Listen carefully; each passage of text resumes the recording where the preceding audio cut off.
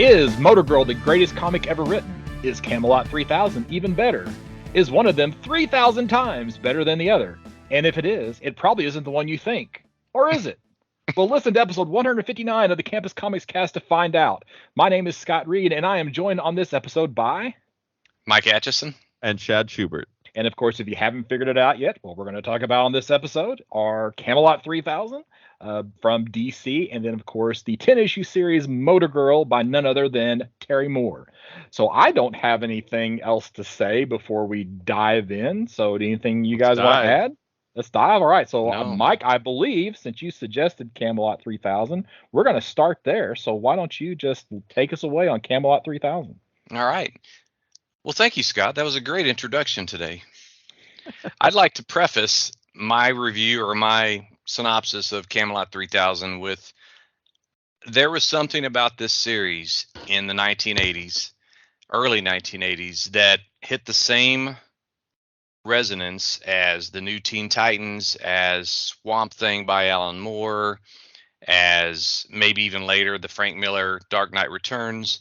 It was sort of a revelation for me in my early teens mind to realize that comics could be a lot more than what I had experienced in the previous 10, 12 years.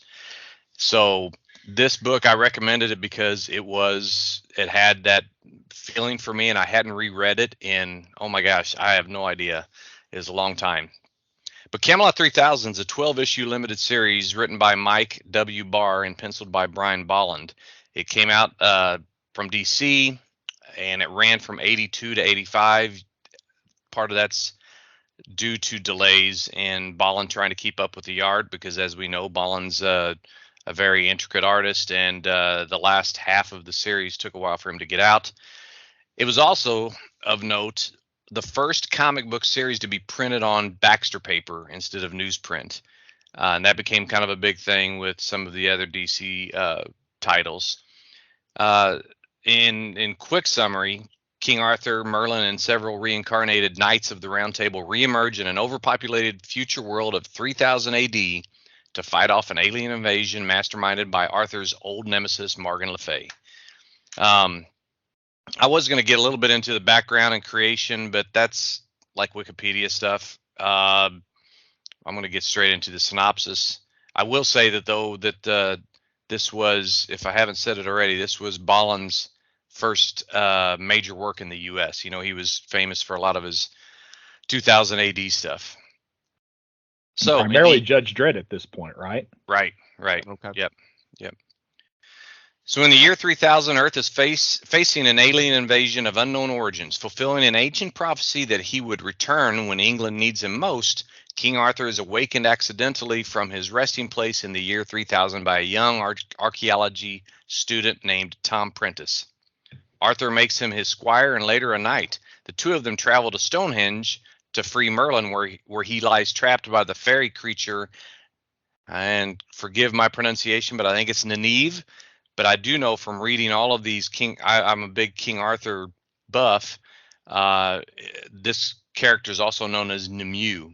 Anyway, he was trapped there. They retrieved him, and they help him retrieve his legendary sword Excalibur.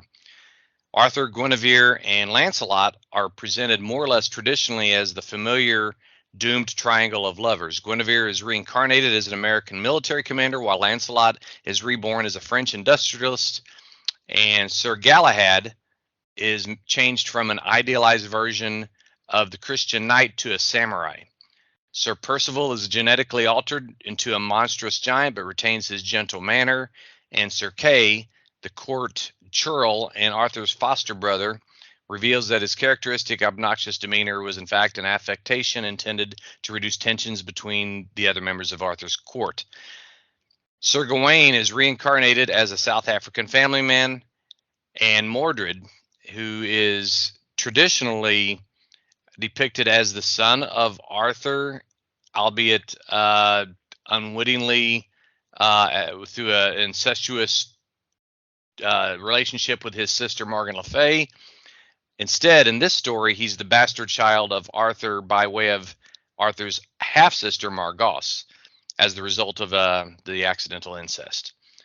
After Mordred's birth, he had been taken away by a peasant woman to be hidden from Arthur, but she was intercepted, and Arthur attempted to drown the baby to keep him from becoming a threat to any legitimate heir. But unknown to Arthur, the baby survived. So in the year 3000, Mordred is reincarnated as Jordan Matthew, a corrupt United Nations official that's in league with Morgan Le Fay. The most original treatment of the book is of any of the characters is that of the figure of Sir Tristan, who is unexpectedly reincarnated as in a woman's form. This forces him to re-examine his previous conceptions of gender roles and possibly his own sexuality. His relationship with Isolde, also reincarnated as a woman, is tested by his new body. Their enduring love for one another eventually triumphs, and the two become lovers. Constituting the Round Table at Lancelot's orbital habitat, Arthur and his knights battle both the invading aliens as well as the schemes of Mordred and Morgan. Their task is complicated by the renewed love triangle between Arthur, Lancelot, and Guinevere, and Tristan's grappling with his gender identity. Eventually, the knights track the origin of the alien invasion to a previously undiscovered 10th planet of the solar system. Flashbacks reveal that after her defeat in the Middle Ages, the spirit of Morgan traveled out into the solar system, eventually reconstituting herself on the planet where she enslaved the native population and led them into their invasion of Earth. Arthur and his knights travel to the 10th planet to defeat Morgan. Galahad sacrifices himself so that they can gain entry to Morgan's citadel. And in final combat, Arthur uses the supernatural aspect of Excalibur to slice into an atom, creating a nuclear explosion which destroys Morgan and her command center. Before Arthur sacrifices himself to stop Morgan, he forgives Lancelot and Guinevere and wishes that they live happily together. With their leadership gone, the aliens are easily beaten back by the forces on Earth. The epilogue shows the fates of the remaining knights as Gawain returns to his wife and son, Tristan consummates his relationship with Isolde, and Tom Prentice leads a crew in rebuilding London. Guinevere finds out that she's pregnant, and when she tells Lancelot it may be Arthur's, he expresses similar hope and promises to love the baby no matter what. The final scene shows an alien on a distant world pulling Excalibur from a stone and being hailed as their leader.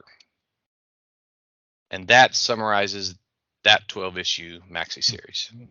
That is a very brief summary for 12 issues, so excellent work there, Mike. I worked hard. I know sometimes I just lay it all out minute by minute, panel by panel. Well, I think nice things about the story is that even though it's set in the year 3000, everything feels familiar because most people have some understanding of King Arthur and Camelot and the Knights of the Round Table. So there's not anything that really feels out of place. And I think that helps make this an easy read, you know? Yeah, your new character, like building and introducing a whole cast of characters within this is easily digestible. I mean, to the fact that like the first couple of issues are like, here's Arthur. He's got to gather all his gear. Here's all of Arthur's people. We get to meet them all, and we get to find out who they are now. Like, it's very, let's get the gang together and get all the tools together. They do it very well in those first two issues. Yeah, that's one of my favorite things. Favorite like superhero story tropes is gathering the team. Yeah, going out and find the people that's going to be on the team. So that was fun. Yeah, they spent like 3 or 4 issues on that as well, you know, kind of getting everybody together. So, and I remember at the time it was like, you know, it came out in monthly or longer intervals. So you're like, oh my gosh, I wonder who's the next, you know, knight that's going to be reincarnated or discovered. Yeah.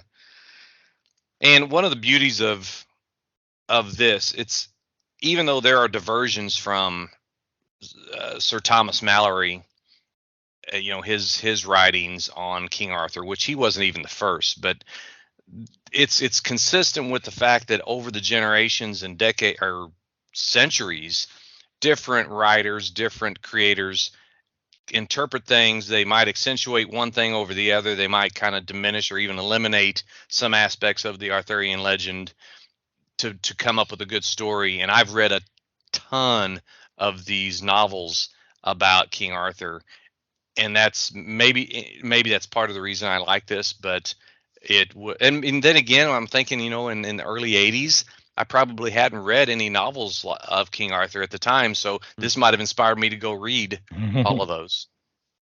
Is Mike W. Barr British also? No, I don't think so. Okay. I don't think so. He wasn't part of that British explosion or invasion, as they called it. He does, in the collected edition that I have here, he does have a pretty lengthy introduction that explains why he picked this as a story. He came up with the idea maybe a decade or 6 or 8 years before, after taking a 1 semester course on King Arthur. So he's from Akron, Ohio, so that answers that question. Okay, there you go. Yeah. And what is interesting, and it's part of this, what I didn't mention earlier, is that he originally proposed this to DC earlier. They rejected it. Then he went to Marvel. They accepted it, but then they never pulled the trigger. And then finally he goes back to DC, and they accepted it. So he had floated the idea around for a while. And you were talking about this being a first, this is the first of this and first of that. It's also in the beginning of my book. It says that it's the first maxi series that was ever published, and it was the first comic book for mature readers. Oh, really? Yeah. And you see in the story, you can see why in 1982, young Mike Atchison would have been, 16 years old. So there were some panels in here. I'm like, oh, wow. Kind of like whenever I had some of those old Conan black and white magazines. Right. Well, I guess did it have the Comics Code symbol on it? Now that we talked about that, I don't see it on the cover. No. So it did not have it. So I guess this was also probably only in comic shops, because this would this not have been around the same time as like Moon Knight #1, which was like the first direct, to comic shops? I'm trying to remember when that came out. But it may have also gone to comic shops. It does say that this is the intro for mine, which is written by Don and Maggie Thompson, who are co-editors for the Comics Buying Guide. I used to subscribe to that. It says, by using the system of selling comics directly to specialty stores which knew their audiences and can steer readers with an adult taste towards adult product, DC could successfully target this new audience. So, yeah, it was just in the direct market. That makes sense. I don't know where I got the original issues, but because in 1982 I wouldn't have. I was still in high school, so I don't know. Yeah, I know originally, as I was growing up and collecting earlier on, I never owned this entire series. I know from just seeing the covers that I had issue 9. I think I had issue 11 from that cover.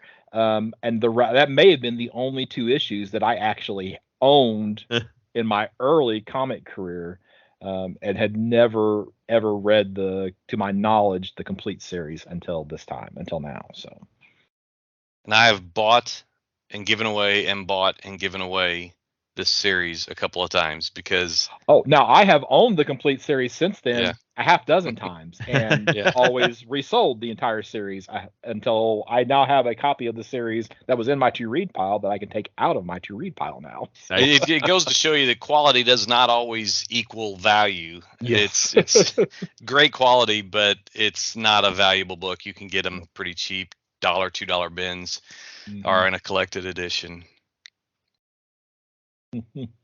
Well, obviously, I think to me the biggest draw for this book is the Brian Boland art. I mean, it's great. Now, as you mentioned, this was a 12-issue series. Well, it took it 2.5 years from start to finish.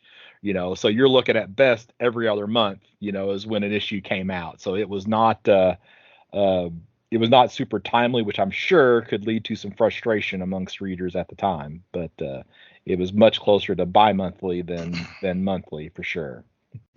I thought Barr's writing style, even though it was fine, it was consistent with that late Bronze Age.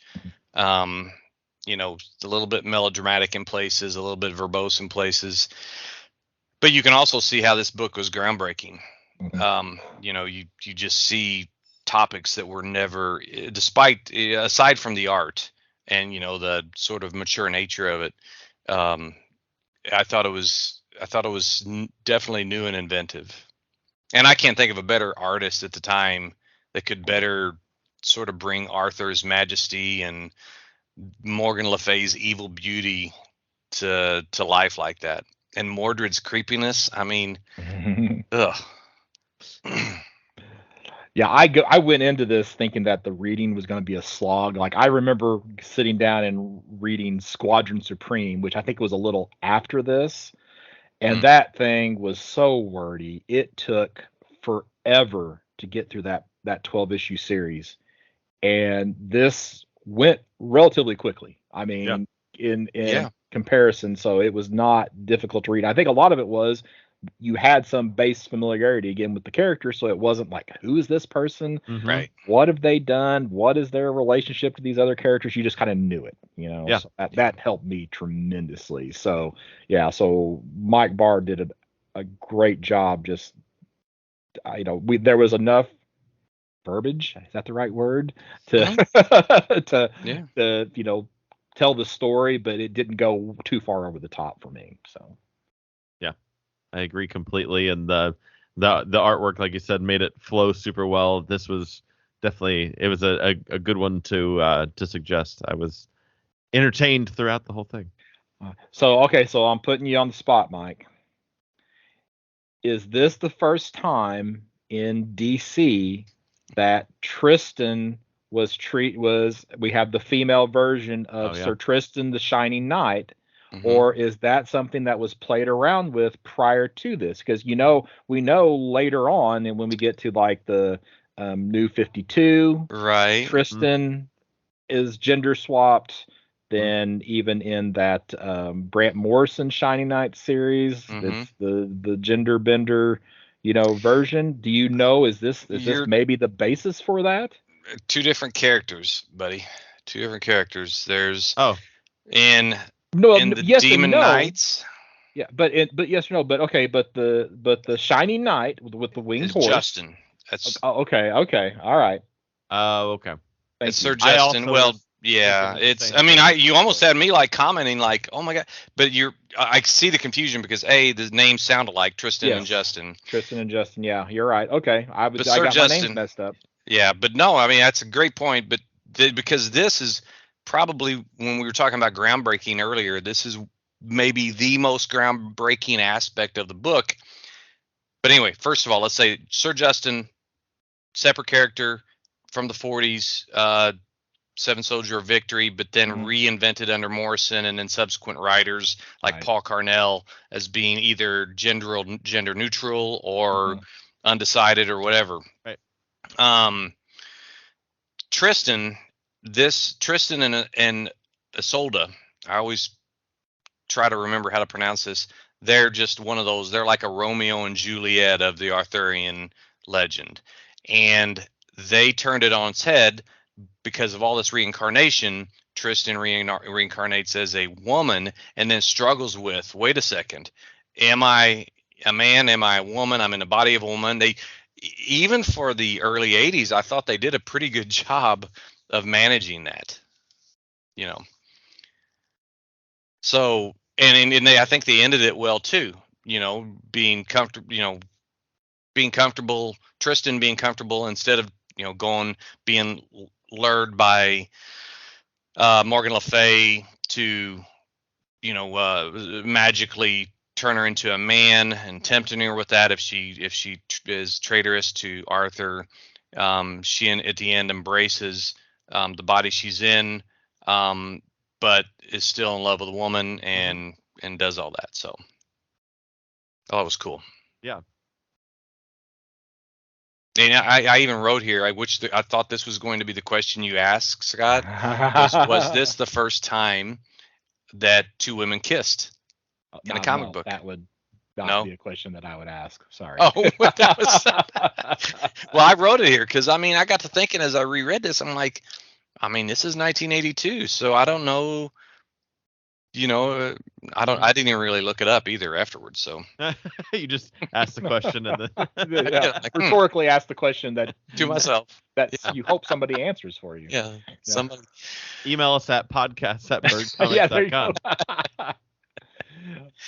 podcast@birdcomics.com. Oh, and in New 52, it's actually not Justin, it's Yustin or Justina. It's Ystina, which probably is where I added to the confusion for me. So Right. Yep. Yeah. but I wonder if New 52 or Grant Morrison, I guess it would have been Grant Morrison, pulled anything from this concept. Though you almost feel like he has to have, Oh yeah, because that and was they, top 5. he might have gotten the idea from Mm-hmm. this.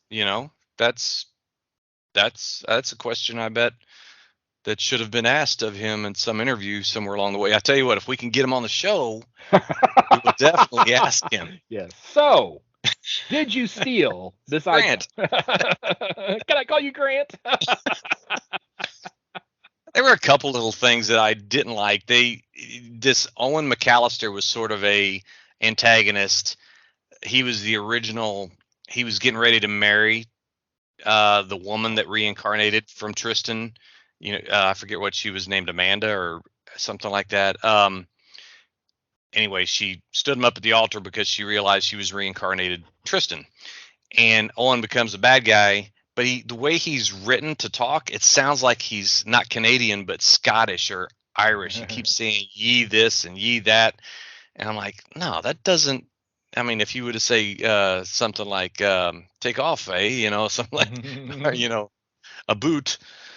But no, that was I think a bit of a whiff. I liked Sir Percival because in the regular Arthur literature, he's sort of like run in first and ask questions later, kind of a bull in a china shop. And then of course it made sense that he was turned into a Neo man and he's all brawn and no brain. Uh-huh. Yep. I loved it. I was pleasantly surprised. I did not think I was going to enjoy it as much as I did. I thought it was going to be a slog to get through, and it ended up reading very, very well. Definitely enjoyed it. Same. Yeah. I was the like, okay, I'll read this absolutely, but I didn't know what I was going to expect. I didn't realize that it was going to be like King Arthur and his court. Like obviously it's in the name Camelot 3000, but like I thought. You think it was going to be about JFK? Yeah, I was thinking a little bit more JFK-ish, maybe more Kennedys involved, but there wasn't. No, I didn't realize that it was going to be like reincarnations of all of the actual. I think thought it was going to line up a little bit, but not just be the way it was. And more singing, more spam, more. But more it was coconuts. Yes. But yeah, I was definitely pleasantly surprised by it. Well, that's great. Okay, I'll go first again, as if you would know it's again from the fact that we recorded 2 episodes tonight. But I gave it a 7.5. I don't feel the need that this has to be in my collection, but it's super solid. So, was that a very fine minus? I have no regrets about reading this, and I'm glad I finally was forced to move it off the to read pile and get it into the read pile. So I've got it in my wheelhouse now. So sometimes I think that's why we do this. Yeah, absolutely. We do a podcast so we can forces us to read things we wouldn't normally read. Read pile for us to talk about next. What about you, Shed? I gave it an 8.0, a very fine, and I do have it in my collection because Mike Atchison bought it for me a few weeks ago at the Evansville Comic-Con that we went to. Yeah, and I think that was like a different version, wasn't it? Like a foiled cover or something. It's published by Warner Books, and I think it was like the UK published version. If I remember right. Yeah. It was. Yeah. I'll give it an 8.5.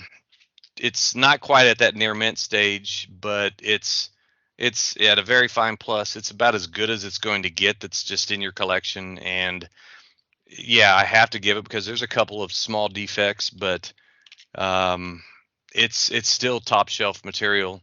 And the other copy, this is my reader copy. I got another copy up there that's in still in its shrink wrap, but it's on my top shelf, so fairly so.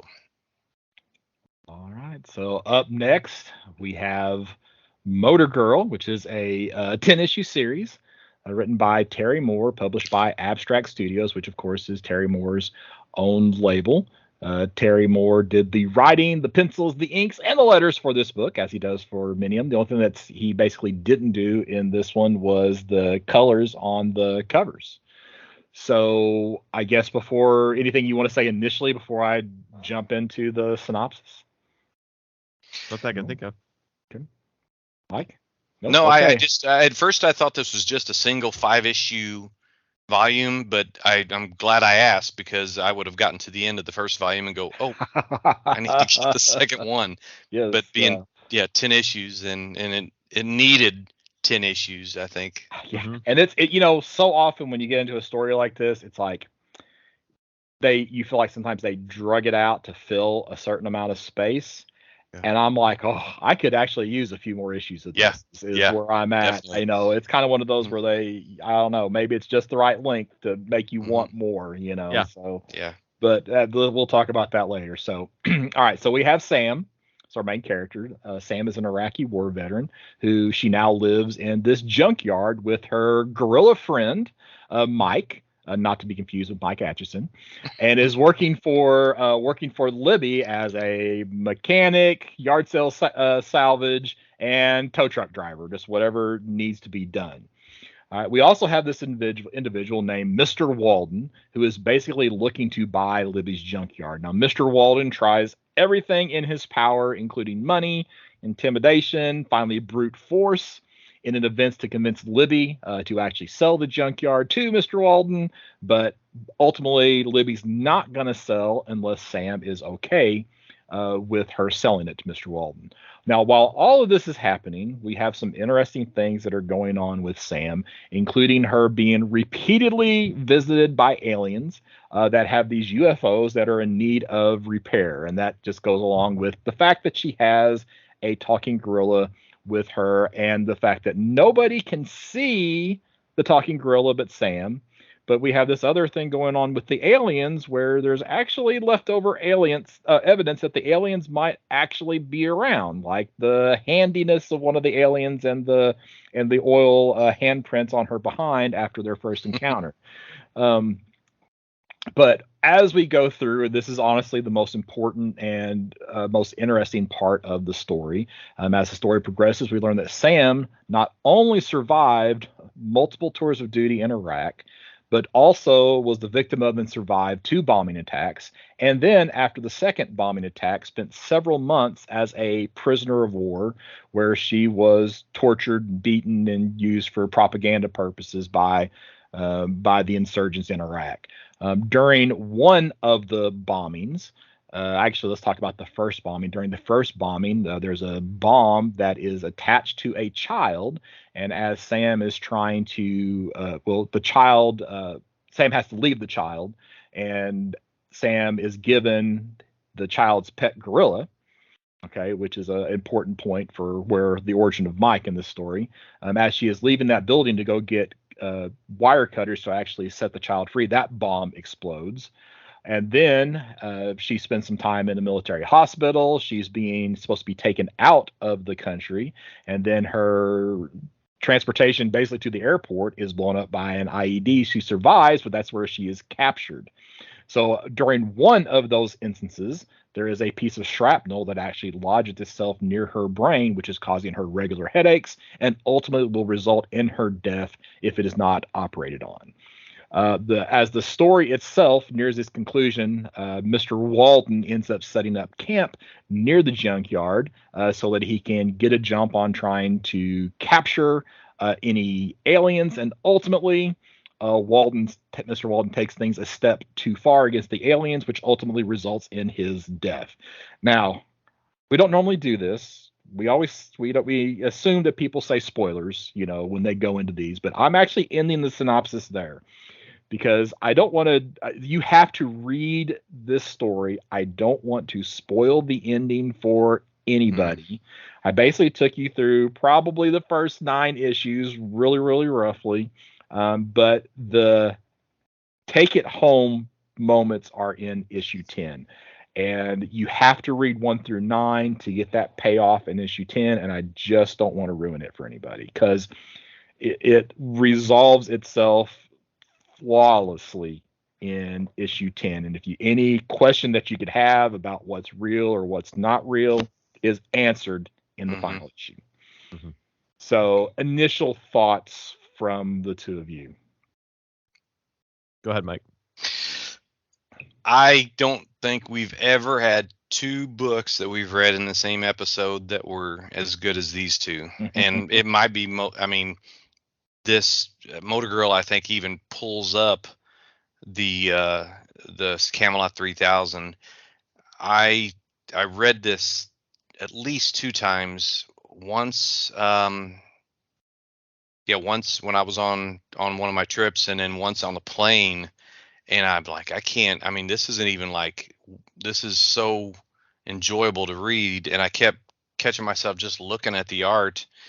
I'm going to try to honor your thoughts there, Scott. Some of my comments would probably spoil some things. Mm-hmm. So I'm going to avoid those comments because you're right. I think people that are sort of immune to comments like spoilers, I think they definitely need to heed that. But I think having the imaginary gorilla to drive conversation is genius. I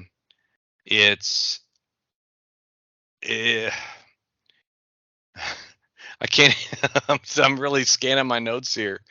Okay, so yeah, I mean, I think there were some poignant moments throughout the story where you're like, oh my God, when you seen the scars on her back in issue 2. I loved those 2 knuckleheads, Vic and Larry. I mean, they were like Abbott and Costello, with Vic being the straight man and Larry being the goofball. There were some legitimately hilarious scenes in the story. And you at the beginning, you're like, oh, they're just 2. Like, oh, these guys are serious. Thugs. They're thugs. Yeah. They're strong men. And then they guys, like, you get to realize that they're just they're 2 brothers-in-law that are looking for some work, and they haven't ever done this before. So reality is a important concept in the story, and what can affect reality for different people, whether it come in the form of PTSD or anything like that. Or some mental illness. They're in the aliens. I mean, I used these words before I read it somewhere else, that in a description, that it was meant, those aliens were meant to be Calvin and Hobbes like, or just the whole story. Right. And so I'm going to stop there because I just know that I loved it. Shad, initial thoughts? I didn't know anything about this book going into it, except for that who was the creative team of one guy behind it. I guess team it's still a team of one. Army of one. There is an I in team for this one for Terry Moore. But then, and yeah, just that you had suggested, I did own it, so it was like, oh, I should probably read this as well. But I didn't know anything about it except for that it was called Motor Girl, and there was a girl and a gorilla on the cover. And so it was not what I thought it was going to be going into it. 'Cause I was like, oh, this is going to be a wacky kind of adventure between this girl and her pet gorilla that goes and rides motorcycles or whatever. And it was pretty quickly kind of faced with it not being that, being a lot deeper and hitting you with a lot of feels and a lot of gut punches and going, oh, holy cow, this is a lot deeper than it was initially thought of. And I think that's what's cool about this book, is that it does on the rack present as a goofy romp between a girl and her gorilla. Yeah. and then it doesn't. It switch hits you right away and just it tears you up. So that was definitely a cool thing. And yeah, I won't say too much more obviously about it past that. But that was my initial thought. Was I got into something that I did not know I was getting into. I read this book on the strength of Rachel Rising. Mhm. And I think I am sure I have said it, and we could probably find recordings of me saying that Rachel Rising is my all-time favorite book, is the best of all the Terry Moore books. And on the reread of this, I don't know that that's true any longer. I think I like this significantly better than Rachel Rising, and I love Rachel Rising. Yeah. And the second time through this, I don't know if it's because you know, if you read comics for long enough, you get to know a character, and when you only have 10 issues to get to know a character, it's hard to build an emotional attachment to a character. And on the second read of this, I literally was like nearly teary-eyed a couple of times going through this. And that doesn't happen to me reading comic books very frequently. There's probably like twice. All right. And the other one being something we talked about before we started recording, which was the Dan Slott, Mike Allred Silver Surfer run. So there's this incredible payoff in that 10th issue. And now having spent 20 issues with Sam instead of just 10 issues with Sam, it just makes those moments hit a little bit harder because, you know, your first time you read something, some things that happened in the previous issues, you sometimes don't reflect on it. But then when you know where a story's going, and then you pick up things like the scars on the back and the scars on the neck and the, you know, what's going on with Mike and the gorilla and the child and the bomb. And it just all crystallizes and becomes so solid. It just like, yeah, this is no question. As much as I love Rachel Rising, this is several steps above Rachel Rising, and is out of everything that I've read, I think the only thing I haven't read from Terry Moore is like his most recent stuff. I still need to read Serial. I still need to read Strangers in Paradise 25 or whatever that one is. And then and then the 5 years later series. So I've got several things that I haven't read, but I've read the majority of it, and this is without a doubt the best thing that he's done. I haven't read any of that other stuff either, except for Rachel Rising, and I'd go on a limb and say, yeah, you're right. This is probably going to be the best. I do also like that he's created his own universe because Libby in particular has appeared in some other. Well, she appeared in Strangers in Paradise. Okay. Yeah. So, and then, and then like with 5 years later, that's kind of brings the Moore-verse kind of all together. And it basically brings most of these characters together. So I don't know if Motor Girl's in it or not, if Sam's in it or not. If now it's like I got to go find out if Sam's actually in 5 years later, because I'm gonna be reading that real soon if that's the case. Yeah.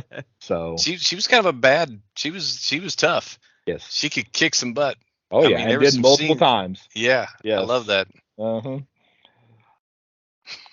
I mean, I'm just like, I don't know what else to say about this. The artwork is outstanding. You know, it's just like the storytelling moves so quickly.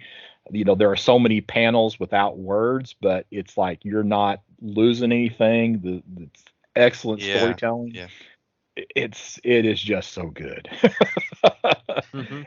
And as long, I mean, and people, people who read comics, I mean, it's tough for a lot of us to step out of the superhero stuff. I don't know, of course, Shad, that's not an issue for Shad. He likes to read the non-superhero stuff. I tend to go more towards the superhero stuff, but man, it is. I don't know. I struggle with. There's only a handful of books that are even close to this in quality. Yeah. So I'm just going to put it out there like that. So I think I told you before we actually started recording, but I want to find this in a hardcover because this is.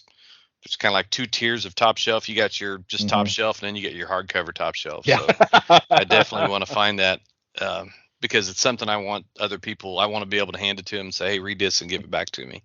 Yeah. It's something else. I think it's so close to reality. It's relatable because she's an Iraq war veteran, PTSD. It's real. It's not somebody. I mean.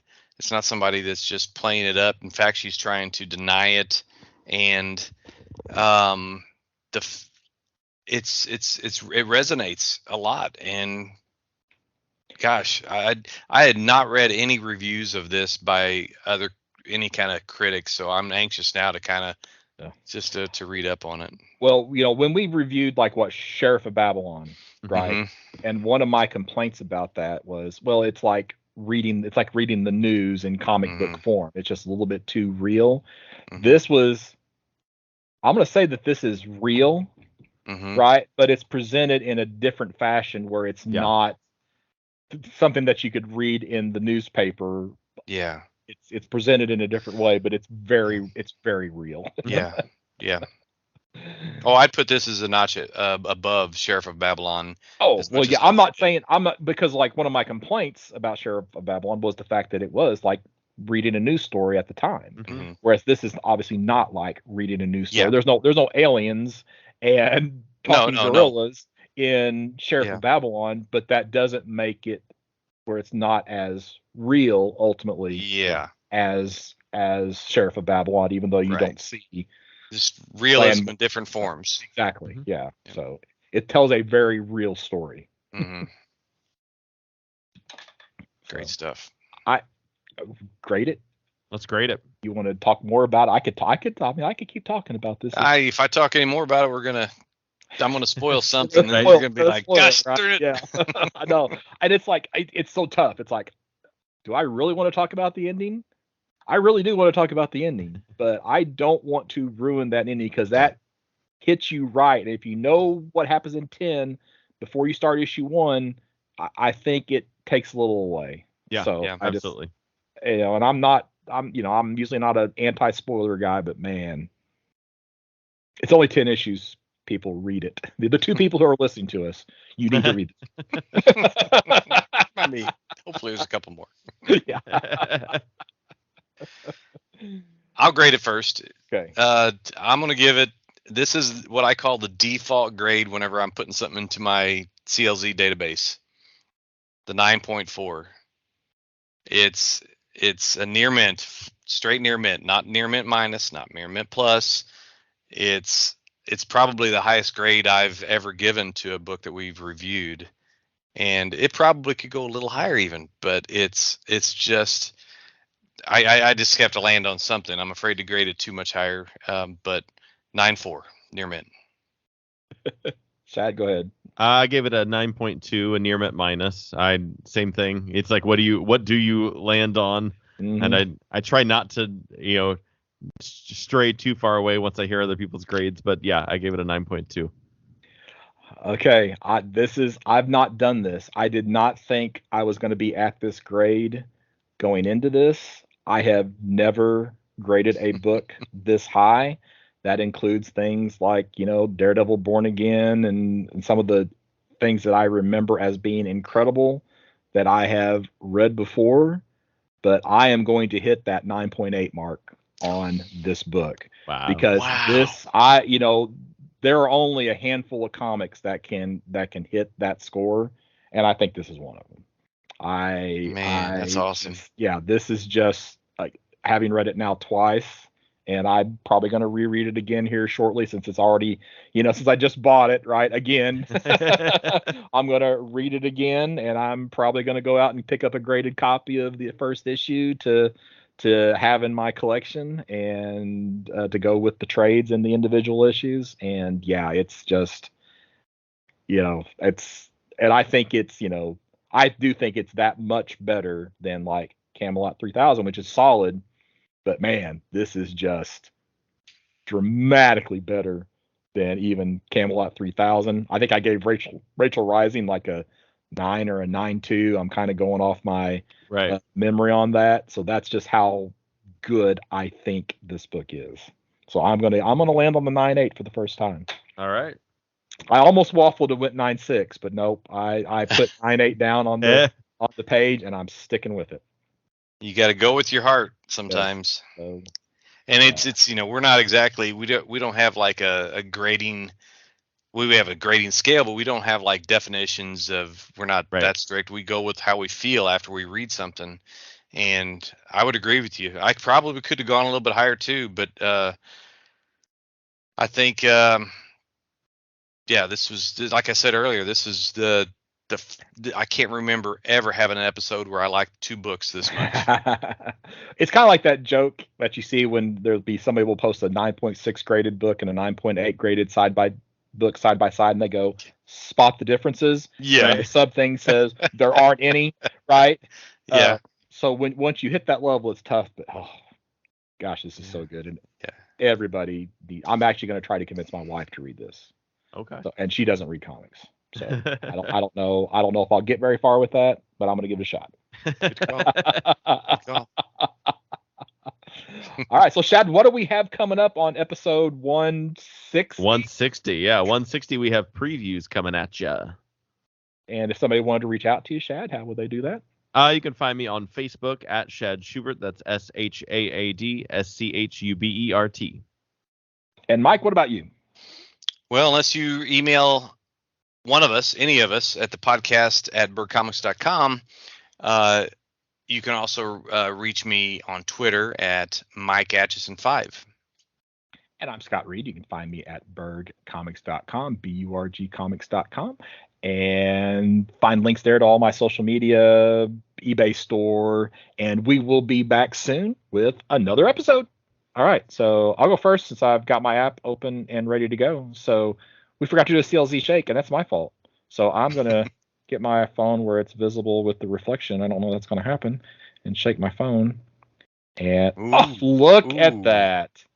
So I don't even have to look. I can tell from that cover. Incredible Hulk issue 180. Oh, my God. This is, of course, the quote-unquote cameo appearance of Wolverine. So marking, some people would say, Wolverine's first appearance, written by Len Wein, art by Herb Trimp. And of course, at the end of the issue, we get this nice introduction. Of course, Hulk's fighting the Wendigo basically through this issue. But at the end, the Canadian government, because they're up in Canada, sends Weapon X to basically take care of these two ragamuffins who are tearing up the Canadian countryside. Is that the right word? I don't know. Forest side maybe would be a better way to describe it at that point. But yeah. So, and I'm looking at the list of characters. You know what? CLZ doesn't even list Wolverine as one of the characters. Wendigo, Glenn Talbot, Hector, Marie Carter, Betty Ross. They don't actually even list Wolverine here. That's crazy. Shame on you, CLZ. But they say Weapon X at the end of the plot. So okay. So there you go. It's Hulk 180 is in my collection. That's along pretty big to get that one. And 182. So who's next? I'll go ahead and go. All right. Shake it. We got Quick Stops number 1. This is actually a new book. It just came out at the end of last year. This is the first issue of the anthology book that Kevin Smith was writing to kind of do the View Askew universe, kind of different stories within that. I believe this first one is about Holden McNeil, who is from Chasing Amy, who is played by Ben Affleck, and how he came up with the Blunt Man and Chronic characters. So we know what's on Kevin Smith's mind most of the time. Yes. All right, Mike, what you got? Okay, let's see here. Okay. Oh, I always forget I need to have my specs around whenever I do this. Is that Days of Future Past? Okay, so this is New Titans, number 51. Who is Wonder Girl? And if you remember in volume 1 of the New Teen Titans, there was a 2 or 3 issue arc that was called Who is Donna Troy, because that's a character that's had a somewhat ambiguous origin story. Well, apparently they decided to really make it confusing and do another one because they were changing it. But what's good is this is like in the post Perez. Typically, most of the issues were not drawn by Perez anymore, but this one he came back for. So it's written by Marv Wolfman, penciled by George Perez, and it's just the story again, reinvention or a retelling of the Donna Troy / Wonder Girl story. It came out in December of 1988. That's like a multi-part story, right? Yeah, it's part one of, actually, I have part 2 of 5 is the one I'm looking at right now. Is this the one where it shows like where Wonder Girl is punched? One of those stories, not necessarily that. Wonder Girl is punched Nightwing, and he's like back on the ground. Bloody mouth. That's a great one. Like, yeah. That's. I just remember that cover. You're absolutely right. That's So it's not 50, not 51. Oh shoot, where's it at? Anyway, it's one of those 5, I think. Yeah. Okay, I can remember. I felt like that was part of that story, but I just wasn't 100% for sure. So, all right, and this time I mean it. Thanks for listening. And we'll be back soon.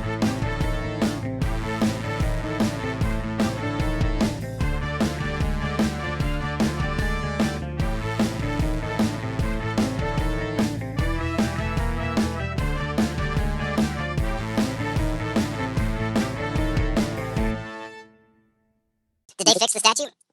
There was nothing wrong with the statue.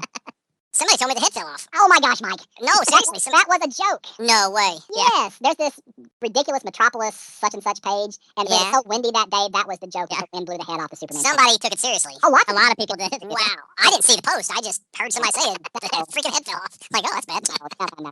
The head did not fall off. Oh, brother. That was just a complete joke. Fake news. Fake news, yes. Check your sources.